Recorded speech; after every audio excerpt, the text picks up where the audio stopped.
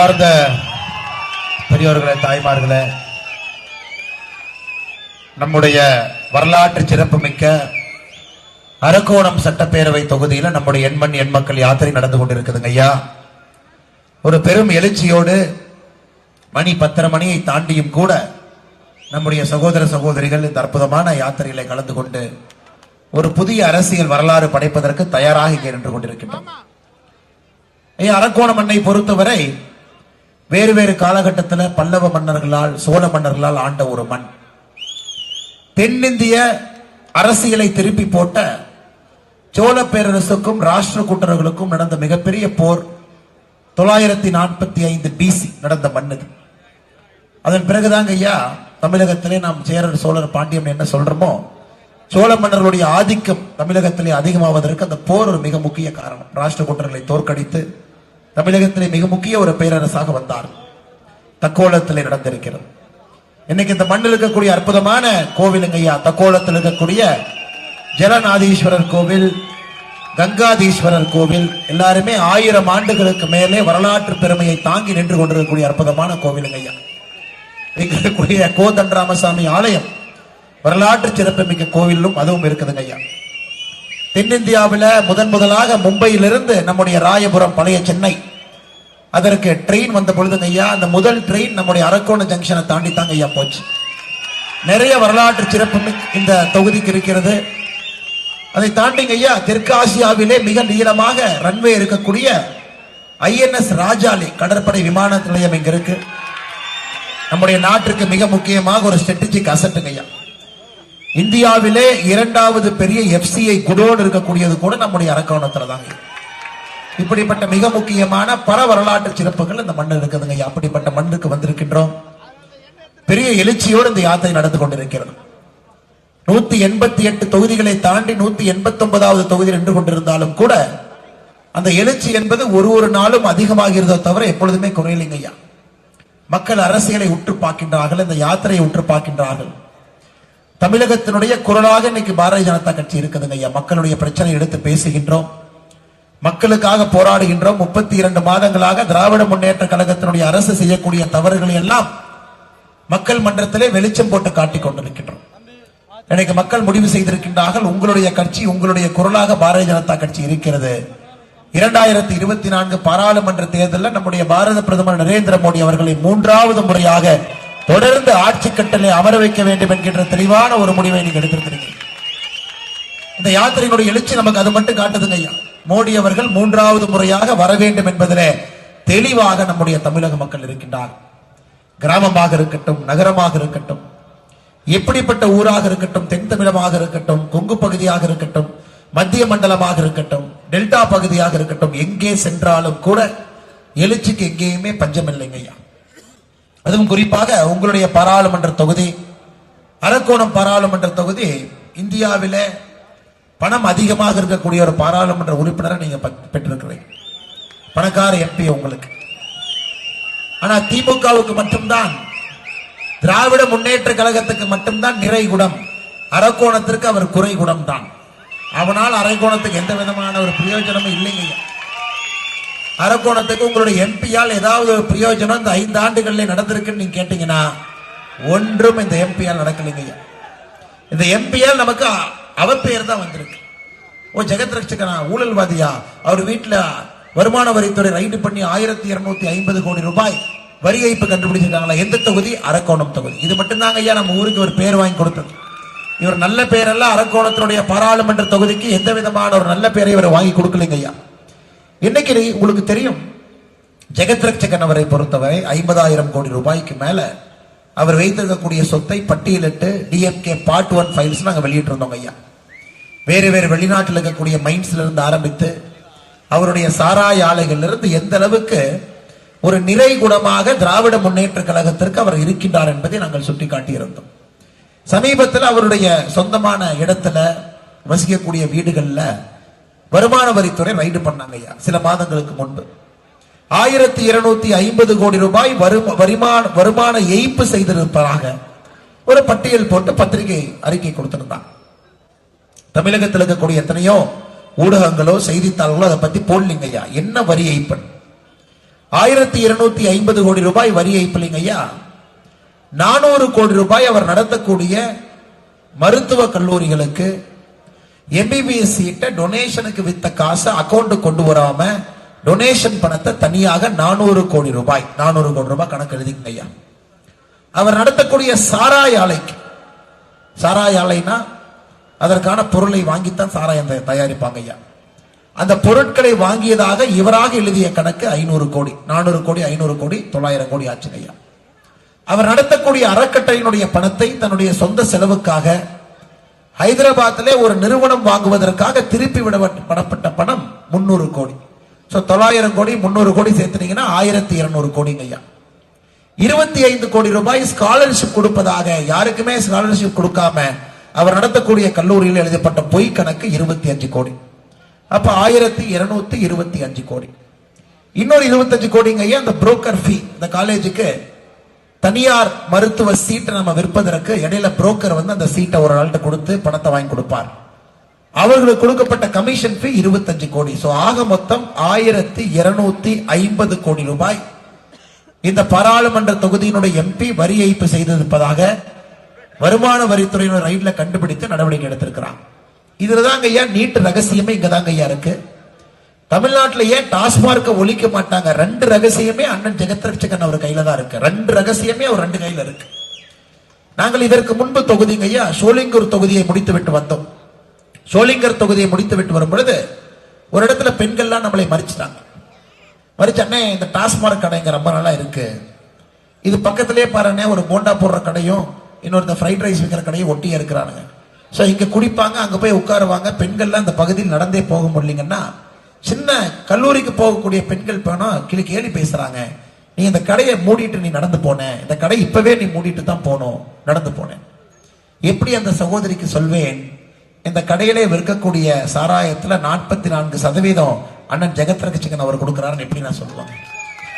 இன்னைக்கு இந்த பாராளுமன்ற தொகுதியினுடைய எம்பியாக இருப்பவரே தமிழகம் இன்னைக்கு மக்கள் 18 வயசிலிருந்து 60 வயசுக்குள்ள 20% ஆண்கள் மதுவுக்கு அடிமையாயிருக்கின்றார்கள் என்றால் அதற்கு ஒரு மிக முக்கிய காரணமாக இந்த பகுதியினுடைய எம்பி ஜெகத்ரட்சகன் அவங்க இருக்கிறார்.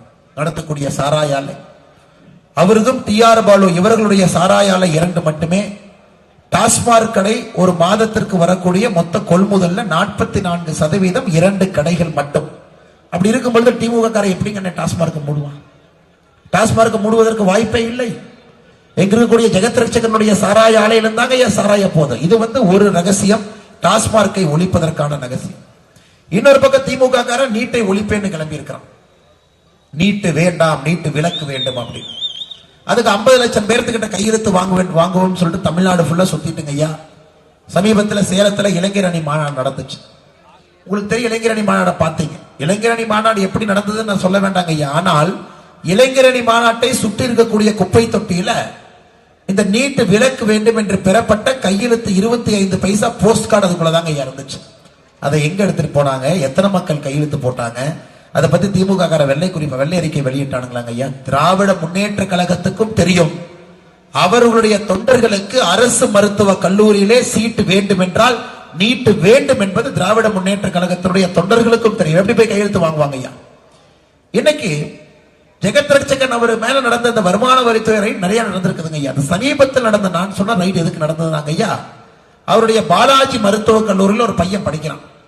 25 லட்சம் ரூபாய் பணம் கொடுத்து படிக்கிறான். பையனுடைய பெயர் ஃபாசுதீன்.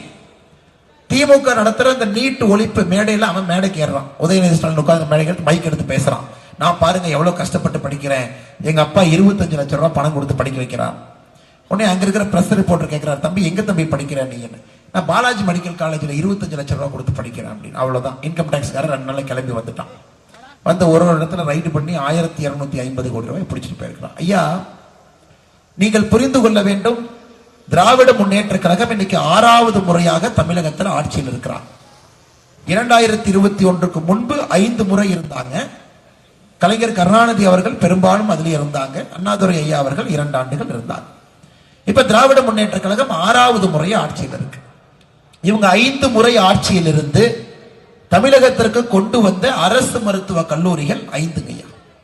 நான் சொல்றது 1967 இருந்து 2011 ஆட்சியில் திராவிட முன்னேற்ற கழகம் இருக்கும் வரை இவர்கள் தமிழகத்திற்கு கொண்டு வந்த அரசு மருத்துவக் கல்லூரி 5. திராவிட முன்னேற்ற கழகம் தமிழகத்திற்கு கொண்டு வந்த தனியார் மருத்துவக் கல்லூரி 17. நீங்க புரிஞ்சுக்கணும், நீட் ரகசியம் இங்கதாங்க ஐயா இருக்கு. அந்த தனியார் மருத்துவக் கல்லூரியில் அண்ணன் ஜெகத் ரட்சகன் அவர்கள், அது போன்ற திமுகவினுடைய தலைவர்கள், பினாமிகள், அவங்க தனியார் மருத்துவக் கல்லூரி. இவங்களுடைய நோக்கமே நீட் இல்லாம போனா மறுபடியும் ஒரு என்ட்ரன்ஸ் எக்ஸாம் நடத்தி அதுல 50% சீட்டை வந்து அரசுக்கும் 50% சீட்டை தனியாருக்கும் கொடுத்துட்டோம்னா தனியார் கல்லூரிகள் அந்த 50% சீட்டை அவர்கள் என்ன ரேட்டுக்கு வேணுமானாலும் வித்துக் கொள்ளலாம் என்று 2016க்கு முன்பு எந்த நிலைமை இருந்ததோ அதையே திரும்ப கொண்டு வர வேண்டும் என்று நினைக்கின்றார்கள். அதற்கும் உங்களுடைய எம்பி ஒரு கையில டாஸ்மார்க் ஒழிப்பு ரகசியம் உங்க எம்பி கையில இருக்கு, இன்னொரு கையில நீட் ஒழிப்பு ரகசியம் உங்க கையில இருக்கு. தமிழ்நாட்டில் எனக்கு நீட் யாராலையும் ஒழிக்க முடியாதுங்க ஐயா. எல்லா மக்களும் ஏற்றுக்கொண்ட ஒரு தேர்வு நீட் பரீட்சை. இந்த ஆண்டு அகில இந்தியாவுடைய நம்பர் 1 ரேங்க் தமிழ் பையன், முதல் 10ல 4 ரேங்க் நம்ம குழந்தைகள், முதல் 50ல 10 ரேங்க் தமிழ் குழந்தைகள். எப்படி ஒழிப்பீங்க? எப்படி ஒழிப்பீங்க ஐயா? பட்டி தொட்டி எல்லாம் சாதாரண மக்களுடைய குழந்தைகள் நீட் பரீட்சை பாஸ் பண்ணி அரசு மருத்துவக் கல்லூரிக்கு போறாங்க. எல்லா ஊர்லயும் பாக்குறோம். இன்னைக்கு யாத்திரையில ஒரு ஊராக மேடையில் நிறைய பேர் ஏத்தி நான் பேசிட்டு வர்றேங்க ஐயா. எனக்கு லேட் ஆயிடுச்சுன்னு யாரையும் கூப்பிடலைங்க ஐயா. தச்சர், பொற்கொள்ளர், பானை செய்யறவங்க, பூ பறிச்சு விற்கிறவங்க எல்லாருடைய குழந்தைகள், பாம்பாட்டி அவருடைய குழந்தை கோயம்புத்தூர், எல்லா ஊரிலும் சாதாரண மனிதர்களுடைய குழந்தைகள், விவசாய பெருமக்களுடைய குழந்தைகள் இன்னைக்கு நீட் மூலமாக அரசு மருத்துவக் கல்லூரிக்கு சென்று கொண்டிருக்கின்றார்கள். எப்படிங்க ஐயா நீட்டை ஒழிக்க முடியும்? மக்கள் ஏற்றுக்கொண்ட பிறகு இந்தியா முழுவதும் நீட் நடக்குது. காங்கிரஸ் ஆளுகின்ற மாநிலத்திலே நீட் நடக்குது. ஆனா இங்க காங்கிரஸ்காரன் கிளம்பி இருக்கா, நாங்க நீட்டை ஒழிக்க போறோம். இந்த டிராமா எங்கேயாச்சும் பாத்துருக்கீங்களாங்க ஐயா? ஐயா இந்த சினிமா படத்துலங்க ஐயா கமலஹாசன் ஒரு படம், என்ன படம் அது? முன்னாபாய் எம்பிபிஎஸ், வசூல் ராஜா எம்பிபிஎஸ் ஒரு படம். அந்த படத்துல டைலாக் சொல்லுவாங்க, இந்த சப்ஜெக்டுக்கு உயிர் இருக்கான்னு கேட்பான். இந்த படத்துல டைலாக் வரும், இந்த சப்ஜெக்டுக்கு உயிர் இருக்கா அப்படின்னு. ஒருத்தர் தாடி எல்லாம் வச்சுக்கிட்டு ரொம்ப நாளா ஒரு ஹாஸ்பிட்டல் பெட்ல படுத்திருப்பாங்க. இந்த சப்ஜெக்டுக்கு அவர் பேர் என்ன? ஆனந்தன் ஒரு கேரக்டர். சப்ஜெக்டுக்கு உயிர் இருக்கான்னு. இன்னைக்கு தமிழகத்துல காங்கிரஸ் பார்த்து கேட்கணும்னா இந்த சப்ஜெக்டுக்கு உயிர் இருக்கான்னு கேட்கணும். ஐயா இது நான் சொல்ல, திமுகவுடைய அமைச்சர் ராஜகண்ணப்பன் அவர்கள் சொல்கின்றார், இந்த சப்ஜெக்டுக்கு உயிர் வர்றதே எலெக்ஷன் நேரத்தில் சீட்டு கேட்கறதுக்கு தான். இவங்க சேவை பண்றதுக்கு வர மாட்டாங்க, மக்கள் பிரச்சனைக்கு குரல் கொடுக்க வர மாட்டாங்க, மக்கள் பிரச்சனைக்கு குரல் கொடுக்க வர மாட்டாங்க, சென்னை வெள்ளத்திற்கு ஓடோடி சேவை செய்ய வர மாட்டாங்க. இவர்கள் வருவதே எலெக்ஷன் வருதுன்னு தெரிஞ்சா இந்த குரூப் கிளம்பி வரும். ஏன்னா நமக்கு சீட் எவ்வளவு கொடுப்பீங்க பாருங்க. திமுகவுக்கு காங்கிரஸுக்கு சண்டை. காங்கிரஸ் 2019 தேர்தலில் 9 சீட்டு வாங்கினாங்க ஐயா, 8 ஜெயிச்சாங்க. இப்ப காங்கிரஸ்காரன் கேட்கிறான், கட்சி வளர்ந்துருச்சு 12 சீட்டு வேணும்னு. இந்த டிராமாவை, இந்த காமெடி எங்கேயாச்சும் பார்த்துருக்கீங்களாங்க ஐயா? அதனால 2 பேரும் கூட்டணி இழுபறியாமா கேட்டா, நாங்க 2 பேரும் ஒரே கூட்டணி நல்லா இருக்கும். காங்கிரஸ்காரன் கேட்கிறான், கட்சி ரொம்ப வளர்ந்த மாதிரி தெரியுது. இது அந்த ஒரு வடிவேல் படத்துல இருக்குங்க ஐயா, ஒருத்தர் வண்டி ஓட்டிட்டு போவார். ஏப்பா எங்கப்பா போனோம், அது வருது ஆனா வராது அப்படிப்பாரு. ஏப்பா கண்ணு தெரியுமா தெரியாதா அப்படிங்கிற மாதிரி இன்னைக்கு தமிழகத்திலே காங்கிரஸ் கட்சி தைரியமாக திராவிட முன்னேற்ற கழகத்துல கேட்கிறாங்க, கட்சி வளர்ந்துருச்சுனே ஒரு 12 சீட்டா 10 தூக்கி போட்டீங்கன்னா நல்லா இருக்கும் அப்படின்னு. ஐயா இன்னைக்கு தமிழகத்தினுடைய அரசியல் கட்சிகளுடைய நிலைமை இப்படித்தான் இருக்கு. திமுக கூட்டணி கட்சியை பத்தி நான் ஒன்னு சொல்றேன். அண்ணன் திருமாவளவன் இருக்கிறான். 6 மாசத்துக்கு முன்னாடிங்க ஐயா பூமி பூஜைக்கு மோடி ஐயா போயிருந்தார். ராமர் கோவிலுடைய பூமி பூஜை 1 வருஷம் போயிருந்தார். பூமி பூஜையில மோடி ஐயா உட்கார்ந்தோடனே திருமாவளவன் அவர்கள் சொன்னார், இதைத்தான் நாங்கள் வெறுக்கின்றோம். சனாதன தர்மத்தை ஏன் வெறுக்கிறோம்னா, கோவிலுடைய கருவறைக்குள்ள பிராமின்ஸ் பார்ப்பனியர்கள் மட்டும்தான் போக முடியும், மற்றவங்களால போக முடியாது, அதனால சனாதன தர்மத்தை ஒழிக்கிறோங்கிறார். சரி ரைட் ஓகே. இன்னைக்கு ராமர் கோவில் ஜனவரி 22ஆம் தேதி பிராண பிரதிஷ்டையில மோடி அவர்கள் பிராண பிரதிஷ்டை பண்றாங்க. மோடி அவர்கள் பிராமணருங்களா? அவர் பிராமணர். பிராமணர் அல்லாத ஒருவர் உள்ள போய் பிராண பிரதிஷ்டை பண்றார். இப்ப திருமாவளவன் அப்படியே மாத்தி என்ன சொல்றாருன்னா, இதுக்குத்தான் நான் தப்புங்கிறேன். மோடிக்குள்ள என்ன வேலை? உள்ள சங்கராச்சாரியார் தான் போயிருக்கணும். மோடி எதுக்கு ஒரு கருவறைக்குள்ள போனார்? ஏங்க போனா தப்புங்கிறீங்க? கருவறைக்குள்ள பிராமணர் அல்லாத ஒருவர் போய் கிருஷ்ணருக்கு உயிரே கொடுக்கிறார், அது தப்பு. ஐயா வாய் வியாபாரிகள் ஆயிட்டாங்க. இவங்க எல்லாம் வாய் வியாபாரிகள். வெறும் பேச்சு, எல்லாம் பொய். மக்கள்கிட்ட இப்படியே பேசி பேசி பேசி பேசி வண்டி ஓட்டு. அடுத்து கம்யூனிஸ்ட் கட்சி. ஏதாவது தப்பித்தவரி கம்யூனிஸ்ட் கட்சிக்காரங்களை பேசுறீங்கன்னா சொல்லுவாங்க, ஏய் நாங்கெல்லாம் ஏழை பங்காளிகள்.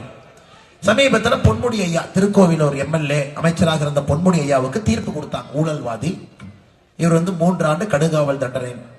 உடனே கம்யூனிஸ்ட் கட்சியில போய் கேட்கிறாங்க, இந்த தீர்ப்பை பத்தி உங்க கருத்து என்னன்னு. கம்யூனிஸ்ட் கட்சி சொல்லுது, நீதிபதி மேல கொஞ்சம் சந்தேகமா இருக்குப்பா. இந்த அநியாயத்தெல்லாம் பார்த்திருக்கீங்களா? ஏழை மக்களுடைய பணத்தை பிடுங்கி தமிழகத்தினுடைய கல்வி அமைச்சர் பொன்முடி அவர்கள் பணத்தை வச்சிருக்கார். 67% வருமானத்துக்கு அதிகமாக சொத்தை குவிச்சிருக்கார். தண்டனை கொடுத்தா கம்யூனிஸ்ட்காரன் சொல்றான், எனக்கு நீதிபதி மேல சந்தேகம் இருக்கு. ஐயா, இதை விட கேலி கூத்தான அரசியலை தமிழகத்துல நீங்க பார்ப்பதற்கு வாய்ப்பே இல்லை, வாய்ப்பே. காங்கிரஸ் பாடிக்கு சப்ஜெக்டுக்கு உயிர் வந்துருச்சு. திருமாவளவன் மாத்தி மாத்தி பேசுறாரு, 2 சீட்டு 3 சீட்டா சேர்த்து கொடுப்பாங்களான்னு. கம்யூனிஸ்ட் கட்சி இன்னைக்கு இந்தியாவில் இருக்கிறது தமிழ்நாட்டில் கொஞ்சோண்டு இருக்கு, கேரளால கொஞ்சோண்டு இருக்கு. அதை தவிர எல்லா இடத்துலயும் கம்யூனிஸ்ட் கட்சி அந்த போர்டை நீட்டா தொடச்சு திருப்பி வச்சாச்சு. எங்கேயுமே கம்யூனிஸ்ட் கட்சி இல்லை. கம்யூனிஸ்ட் கட்சியினுடைய நிலைமை கேட்டா அவங்க என்ன சொல்றாங்கன்னா, எங்க கூட்டணி ரொம்ப பலமா இருக்கு அப்படின்னு. இது கூட்டணி பலமாங்க ஐயா? கூட்டணி பலங்களாது? இத்தனை பேர் சேர்ந்து கொண்டு எதற்காக கட்சி நடத்துறாங்கன்னே தெரியாம இருக்கிறான். சமீபத்தில் ஒரு நண்பர் கேட்டார், அண்ணே காங்கிரஸ் கட்சிக்கு வெளியே என்ன கடை போட்டா நல்லா ஓடுனேன். இப்ப பாரதிய ஜனதா கட்சிக்கு வெளியே பஜ்ஜி கடை போட்டா நல்லா ஓடும். நிறைய தொண்டர்கள் தலைவர்கள் மாற்று கட்சியிலிருந்து வந்து தினமும் இணைஞ்சுக்கிட்டே இருக்கிறாங்க. பஜ்ஜி கடை போட்டா டீ கடை போட்டா நம்ம சகோதரர் வந்து ஒரு பஜ்ஜி டீ சூடா சாப்பிட்டு போனோம். நான் சொன்னேன், பாரதிய ஜனதா கட்சிக்கு வெளியே ஒரு கடை போடனா பஜ்ஜி கடை போடுங்க. காங்கிரஸ் கட்சி எதிரே ஒரு கடை போட வேண்டும் என்றால் வேட்டி சட்டை கடை போடுங்க. நான் அவர் வந்துட்டு என்னன்னே முட்டாளா இருக்கிற நீ அதை இதை படிச்சிருக்கிற அதை படிச்சிருக்கிற, வேட்டி சட்டை எல்லாம் ஒரு கட்சி ஆபீஸ் வெளியே போட்டா எப்படி வரும்போதே வெள்ளை வேட்டி வெள்ளை சட்டை போட்டு வருவான், எப்படி என் கடைக்கு வந்து வாங்குவான். நான் சொன்ன, தலைவா உள்ள போகும்போது வெள்ளை வேட்டி வெள்ளை சட்டை போட்டு போவாங்க, ஆனா வெளியே வரும்போது சட்டை வேட்டி கிழிஞ்சு வெளியே வருவாங்க. அதான் சத்தியமூர்த்தி பவனுடைய மகிமை. ஏன்னா ஐயா இன்னைக்கு தமிழ்நாடு முழுவதும் பார்த்து கொண்டிருக்கின்றோம். கரூர்ல சகோதரி ஜோதிமணி அவர்கள் எம்பியா இருக்கிறாங்க. அங்க காங்கிரஸ் கட்சி ஒரு தீர்மானம் போடுறாங்க, ஜோதிமணி அவங்களுக்கு சீட்டு கொடுக்க கூடாது, திமுக சீட்டு கொடுக்கணும். என்னைய நிலைமை இப்படி ஆகி போச்சு. காங்கிரஸ் கட்சி தீர்மானம் போட்டு அவருடைய சொந்த எம்பிக்கு சீட்டு வேண்டாம், திராவிட முன்னேற்ற கழகத்துக்கு சீட்டு கொடுக்கணும். சரி, ஒரு மாவட்டம் பரவாயில்ல. சிவகங்கையில நேற்று முன்தினம் மீட்டிங் போட்டு காங்கிரஸ் கட்சிக்காரங்க இங்க கார்த்திக் சிதம்பரத்துக்கு சீட்டு கொடுக்க கூடாது, வேற யாராச்சும் சீட்டு கொடுங்க. ஏங்க நீங்களே உங்களுக்குள்ள சண்டை போட்டு அப்புறம் நாங்க எதுக்கு இருக்கிறோம்? அரசியல் கட்சி நாம எதுக்கு நடத்துறோம்? கட்சிக்குள்ளேயே மாற்றி மாற்றி. ஐயா, என்னை காங்கிரஸ் கட்சியை பொறுத்தவரை நேற்று பாரத பிரதமர் அவர்கள் மிகச் சிறப்பாக சொன்னார். பாராளுமன்றத்தில் பேசும்பொழுது சொன்னார்கள், 2014 தோல்வி, 2019 வரலாறு காணாத தோல்வி. காங்கிரஸ் சரித்திரத்திலே இவ்வளவு மோசமான எம்பிக்களை பெறவில்லைங்க ஐயா. சோ பிரதமர் அவர்கள் சொன்னாரு, இப்படியே பொய்ய பேசிட்டு நீங்க தெரிஞ்சீங்கன்னா மக்கள் அடுத்த தேர்தலில் எதிர்கட்சி வரிசையிலிருந்து பார்வையாளர் வரிசையில் உட்கார வச்சிருவாங்க. அப்புறம் நீங்க நுழைவு கட்டணம், நுழைவு பாஸ் வாங்கிட்டு வந்து பார்வையாளர் கேலரியில் உட்கார்ந்து அந்த பார்லிமெண்ட்லயே பார்க்கணும். அந்த அளவுக்கு பொய் பேசக்கூடிய கட்சியா மாறிடுச்சு. இங்க பாருங்க ஐயா, நம்ம மந்திரிங்க ஐயா, அவருக்கும் பேருக்கும் எந்த பொருத்தம் இல்லை. காந்தின்னு ஒருத்தர் இருக்கார் இல்லைங்களாங்க ஐயா? நம்ம மந்திரி காந்தி அவரு தானே? காந்தி தானுங்க ஐயா? ஐயா அந்த காலத்துல நம்ம ஊர்ல பேர் வைப்பாங்க. எப்படி பேர் வைப்பாங்க ஐயா? ஒரு வீட்டுல முதல் குழந்தை, 2வது குழந்தை, 3வது குழந்தை, அப்பெல்லாம் உங்களுக்கு அந்த 100 ஆண்டுகளுக்கு முன்பு குழந்தை எல்லாம் பிறந்தொன்னே இறந்துருவாங்க ஐயா. மருத்துவ வசதிகள் அந்த அளவுக்கு இல்லை. அதை நிறுத்த வேண்டும் என்பதற்காக, விதியோடு விளையாட வேண்டும் என்பதற்காக 2வது குழந்தைக்கு ஆரோக்கியசாமின்னு பேர் வைப்பாங்க. அப்பனா குழந்தை ஆரோக்கியமா இருப்பாங்க, தப்பிச்சுக்குவாங்க. அப்படித்தான் குப்புசாமி, கந்தசாமி, இந்த பேர்லாம் அப்படித்தாங்க ஐயா வந்துச்சு. ஆனா காந்தி ஐயாவுடைய தந்தை தாய் ரொம்ப நல்லவங்க. காந்தின்னு பேர் வச்சா காந்தி மாதிரி இருப்பாரு என்னமோ, காந்தின்னு பேர் வச்சாங்க. காந்தி மாதிரி இவர் இருக்கும். இவர் என்ன பண்ணாருங்க ஐயா? 1994 கள்ளச்சாராயம் காய்ச்சினார். 1994 அவர் மீது குண்டா சட்டம் போடப்பட்டது. போய் ஒரு 6-7 மாசம் ஜெயில இருந்தார். இன்னைக்கு வெளியே வந்து இந்த மாவட்டத்தினுடைய பொறுப்பு அமைச்சராக இருக்கின்றார். இப்பதான் ஒரு ஊரை தாண்டி வந்தாங்க ஐயா. 120 கோடி ரூபாய்க்கு ஒரு வீடு கட்டிட்டு இருக்காருங்க ஐயா. 120 கோடி ரூபாய்க்கு. திமுக அமைச்சர்கள் இதான் ஃபேஷன். செந்தில் பாலாஜி 150 கோடி ரூபாய் கட்ட ஆரம்பிச்சு தான் புலால் சிறையில் இருக்கிறார். பார்த்து இந்த 100 கோடினாவே கொஞ்சம் டேஞ்சருங்க ஐயா. சில பேருக்கு புரிய மாட்டேங்குது. பளிங்கு கல், இட்டாலியன் மார்பிள், கிரனைட், ஊருக்கு நடுவுல 12 கிரவுண்ட் இடம். அப்புறம் காந்தி ஐயா அப்புறம் நீங்களே கூட்டி கழிச்சு பார்த்து கணக்கு பார்த்துங்க. 150 கோடி ரூபாய் கரூர்ல வீட்டை கட்டுறேன் செந்தில் பாலாஜி கிளம்பி தான் இன்னைக்கு புலால் சிறையில ஒரு அறையில 6 கார்ல உட்கார்ந்து இருக்கார். ஐயா, ஊழல்வாதிகளை விதி ஒரு நாள் இல்லை என்றால் ஒரு நாள் நிச்சயமாக பிடிக்கத்தான் போகுதல், எந்த மாற்று கருத்து இல்லைங்க. இன்னைக்கு காந்தி ஐயாவின் மீது ஒரு ஊழலை வெளியிட்டு விட்டு வந்தோம். அவருடைய சொந்த தொகுதியில் இன்னைக்கு காலையிலங்க ஐயா காந்தி ஐயா பண்ண புது ஊழல். ஒரு தம்பி சொன்னார், அண்ணே போனேன் போர் அடிக்குது, நீ மாசம் ஊழல் லிஸ்ட் ரிலீஸ் பண்ணிட்டு இருக்கிற, உனக்கு வேற வேலையே இல்லைன்னு. இந்த சினிமா படம் ரிலீஸ் பண்ற மாதிரி 1, 2, 3 உங்க வேற வேலை இருக்க. நான் சொன்னேன், இல்ல தம்பி, அது பண்ணாதான் மக்களுக்கு தெரியும் இத்தனை ஊழல் பண்றாங்க, யாரோ ஒருத்தர் பேசணும். அது போர் அடிச்சா கூட மக்களுக்கு ஒரு லெவலுக்கு மேல ஐயோ இவ்வளவு ஊழல் பண்றாங்களா. இலவச வேட்டி சேலை காந்தி அண்ணா வாங்கி கொடுக்கிறாருங்க. 1.7 கோடி மக்களுக்கு, 1,70,00,000 மக்களுக்கு இலவச வேட்டி சேலை. ஐயா, வேட்டி 100% பருத்தியில செஞ்சிருக்கணும், காட்டன் 100% பருத்தி. வரும்போது ஒரு தம்பி எனக்கு ஒரு பருத்தி வேட்டி கொடுத்தாரு, உங்களுக்காக நான் நெஞ்சு கொண்டு வந்தனே, கண்டிப்பா இந்த வேட்டி கட்டணும். தம்பி இங்க இருக்காரான்னு தெரியல, அவங்க அப்பா நெஞ்சாங்கன்னு தம்பி கொண்டு வந்து கொடுத்துட்டு போனார். அவங்க இருக்கார பாருங்க தம்பி, 100% பருத்தியில் நெஞ்சு கொண்டு வந்தனே, நீங்க இதைத்தான் கட்டணும் இந்த வேட்டி. அதே போலதான் இந்த பொங்கலுக்கு கொடுக்கப்பட்ட இலவச வேட்டி சேலை என்பது 100% பருத்தியில பணம். சரி, வேட்டி வாங்கினவங்க நமக்கு அது பருத்தியா பாலிஸ்டர் யாருக்கு தெரியுங்க ஐயா. நமக்கு இன்னும் நேரம் இருக்காத போய் ஒரு லேப்ல கொடுத்து டெஸ்ட் பண்ணணும். என்னை மாதிரி வேலை இல்லாத ஒரு ஆளு அந்த வேட்டி கொண்டு போய் கோயம்புத்தூர்ல சிட்ரா லேப்ல கொடுத்து டெஸ்ட் பண்ணுங்க ஏன்னு கொடுத்தேன். நேற்று ரிசல்ட் வந்துச்சுங்க ஐயா. இந்த பொங்கல் தொகுப்புல கொடுத்த வேட்டி 78% பாலிஸ்டர், 22% காட்டன். இதுல என்னங்க ஐயா விஞ்ஞான ஊழல்? 1 கிலோ பருத்தி காட்டன் வாங்கினீங்க ஐயா 360 ரூபாய், 1 கிலோ பாலிஸ்டர் 160. அப்படி மாத்தி விட்டீங்கன்னா பணத்தை அப்படி அடிச்சிடலாம். அப்படி பாலில் இப்படித்தான் ஒரு 2 மாதத்துக்கு முன்பு ட்ரை பண்ணாங்க.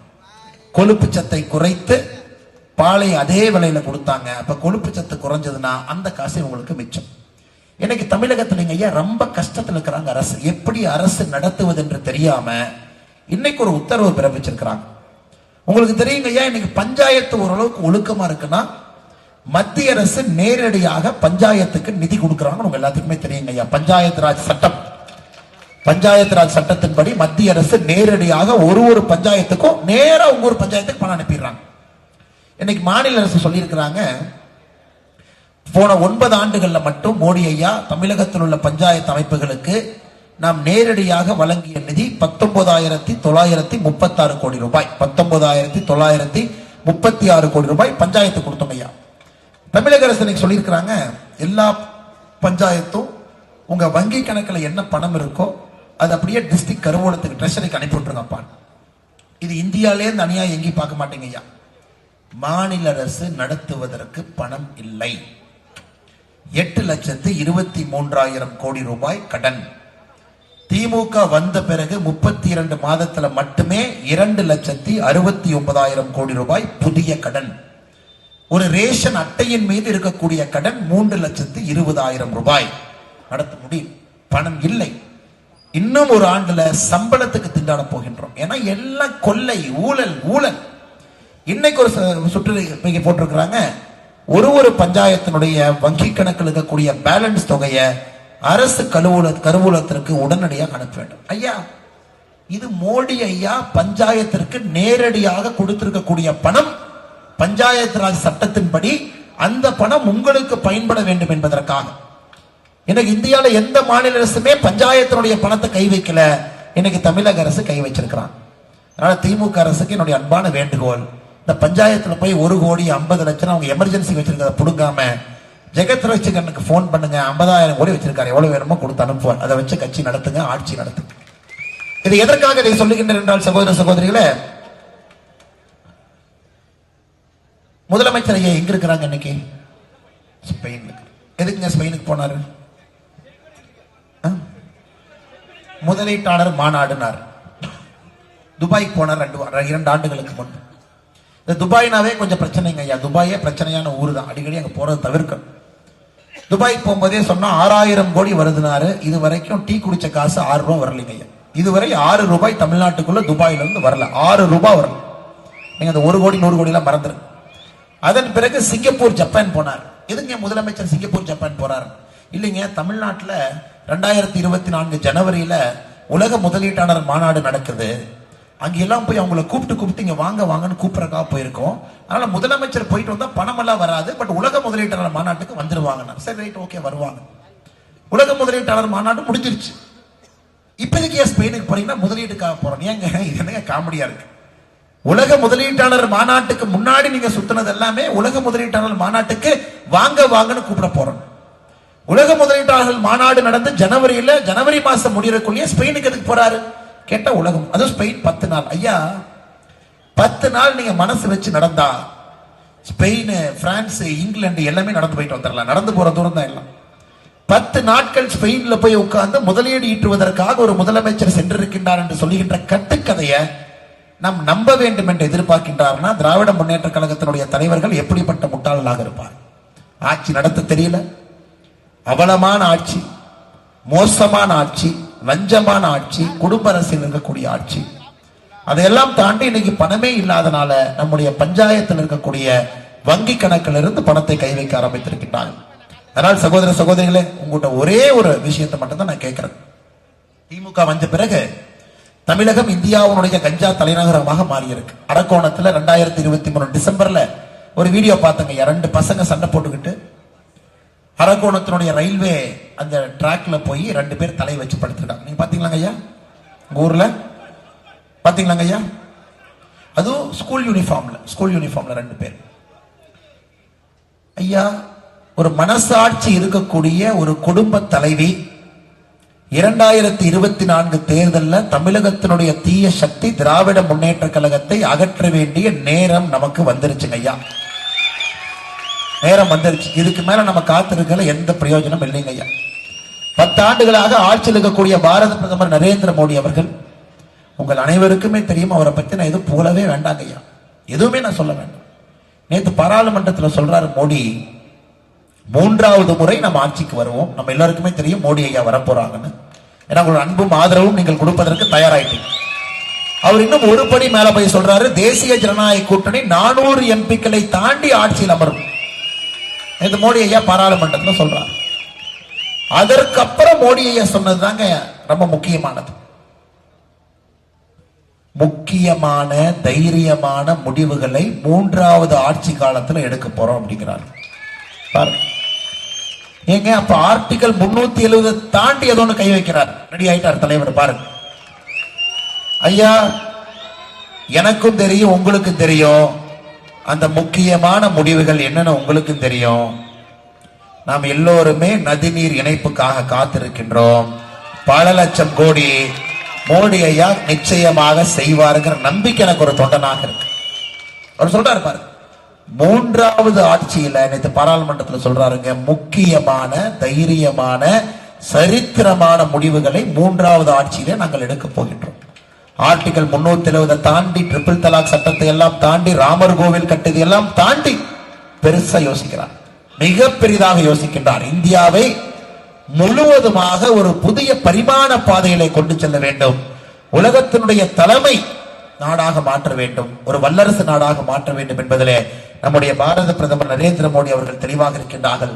அந்த வரலாற்று முடிவுகளுக்காக நாம் தயாராக இருக்கின்றோம், நீங்களும் தயாராக இருக்கின்றீர்கள். 2024 பாராளுமன்ற தேர்தலும் உங்களுக்காக தயாராக இருக்கிறது. நிச்சயமாக அரக்கோணம் பாராளுமன்ற தொகுதியினுடைய பாராளுமன்ற உறுப்பினரை நீங்கள் மோடி அவர்களுக்கு பரிசாக அனுப்பீர்கள் என்கின்ற முழு நம்பிக்கையோடு இந்த அற்புதமான யாத்திரை, எழுச்சி மிகுந்த யாத்திரை நம்முடைய அரக்கோணத்தில் மிகச்சிறப்பாக நடந்து கொண்டிருக்கிறது. காரணமாக இருக்கக்கூடிய இந்த மாவட்டத்தினுடைய தலைவர், மிக கடுமையாக நேற்றிலிருந்து பாடுபட்டுக் கொண்டிருக்கக்கூடிய அண்ணன் விஜயன் அவர்களுக்கு, இந்த கட்சியினுடைய எல்லா தொண்டர்களுக்கும் பாராட்டி, அணிப்பிரிவு தலைவர்களுக்கு பாராட்டி, உங்கள் அனைவர் சார்பாக என்னுடைய மனமார்ந்த நன்றிகளை அண்ணன் விஜயன் அவர்களுக்கு இந்த நேரத்தில் தெரிவித்துக் கொள்கின்றேன்.